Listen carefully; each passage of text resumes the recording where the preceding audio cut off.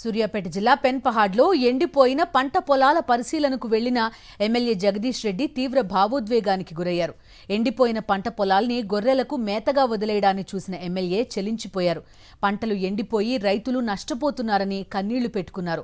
ప్రభుత్వానికి దండం పెట్టి అడుగుతున్నా మిగిలిన పంటలకైనా నీళ్లివ్వండని రేవంత్ సర్కార్కి విజ్ఞప్తి చేశారు. ఇసుక అమ్ముకోవడం కోసం కాళేశ్వరంలో నీళ్లున్న రైతన్నలకు ఇవ్వడం లేదన్నారు. పొలాలను ఆదుకోవాలి ప్రభుత్వం అంటే ఎండిపోయిన పొలాలను తక్షణమే రైతులకు న్యాయం చేయాలి. తక్షణమే ఆ వైపు ఏదైతే గొర్రెలు మేస్తున్నాయో మొత్తం పొలాలు ఒక్కసారి ప్రపంచం తెలవాలి. ఈ ప్రభుత్వం యొక్క గొప్పతనం ఏం చేస్తుంది అనేది ఇప్పటికైనా అధికారులకు సరైన ఆదేశాలు ఇచ్చి నీళ్లు చివరి వరకు వచ్చే పద్ధతుల్లో పనిచేయించండి. కేవలం కంటి తుడుపుగా ప్రజల్ని మోసం చేయడం కొరకు సమైక్య ఆంధ్రప్రదేశ్లో ఏం జరిగిందో మళ్ళీ ఇవాళ కాంగ్రెస్ ప్రభుత్వం వచ్చిన తర్వాత కూడా అదే జరుగుతుంది. రైతాంగాన్ని ముంచే పని, నట్టేట ముంచే పని.